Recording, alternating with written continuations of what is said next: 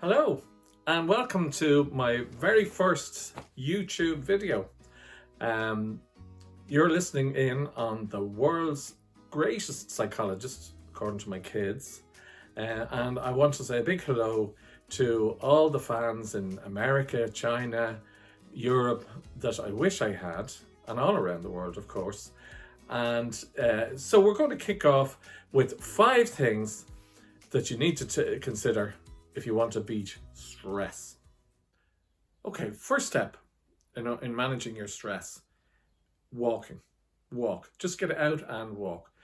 We all know how to do it. We all don't do it. Half an hour to an hour every day, or most days, and it'll have a huge impact on your stress.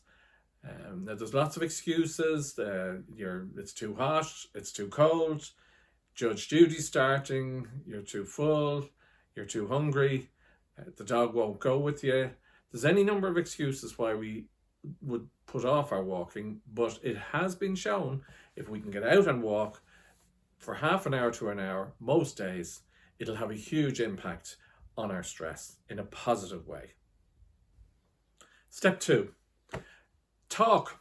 We've got to talk to others and we have to talk properly to ourselves. But if you can find a friend, a counsellor, a priest, an advocate, it's really helpful. The old cliche, a problem shared is a problem halved, is so true. But I think even more important is how we talk to ourselves. And sometimes we talk to ourselves like we wouldn't talk to our worst enemy. How many times have you called yourself a stupid cunt or a fucking idiot for the simplest of errors? And we wouldn't call our friends that. So we've got to be kinder to ourselves and say, I'm doing well. I'm a good person. Some affirmations to ourselves that are positive. And unfortunately, we tend not to do that. So less of the nasty talk towards ourselves and start being kinder to ourselves. That's the first step. Step 3, breathe. It's so important that we learn how to breathe correctly, because if we breathe correctly, we're far less likely to have a panic attack or to feel very irritable or very stressed. So there's a very simple breathing technique that I'm going to recommend right here that we can do. It takes 30 seconds, but it can change a potentially extremely stressful situation into one of where you feel fully in control. So here we go. It's the 4-4-8. We breathe in through our nose for 4 seconds. We hold it for 4 seconds and we breathe out through our mouth for 8 seconds. And we do that 3 times. Follow me.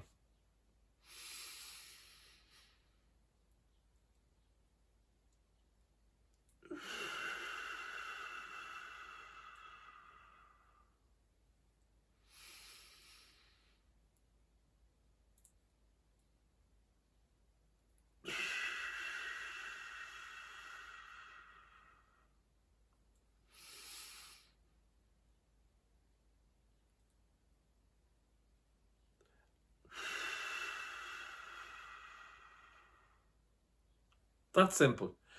When I give courses on stress, that is the number one exercise that people identify as how to manage stress. It's also a very effective way of avoiding a panic attack. When you feel like you're losing control, do your 4-4-8 3 times, and you're going to find that you avoid the panic attack and you actually feel in control. It's an old cliche, but step 4 is you are what you eat and drink. So people will say, oh, they're very stressed. And you ask them then, well, how many cups of coffee or how many bottles of Coke do you drink during the day? And invariably you'll find that it's 5 or 6. And the reality is, if you're going to drink caffeine, you're going to feel stressed and irritable. It's a stimulant.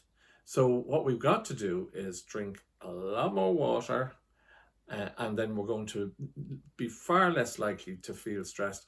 It seems obvious, but it's extraordinary the number of people who don't make the connection between what they consume and how they feel.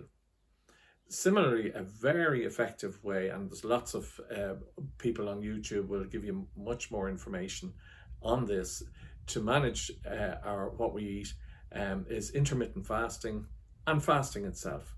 I'm not going to get into that here, but there are lots of sources of information for that.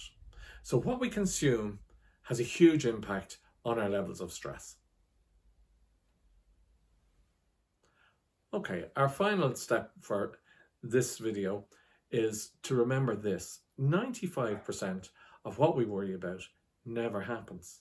It has been scientifically proven. It just doesn't happen. The mindfulness mantra kind of explains it pretty well. Yesterday is history, tomorrow's a mystery, and today is a gift. And that's why we call it the present. So we've got to learn how to come into the present. And like that, there's lots more information online about mindfulness. But the one thing to take away from this video is 95% of what we worry about never happens. So that's it.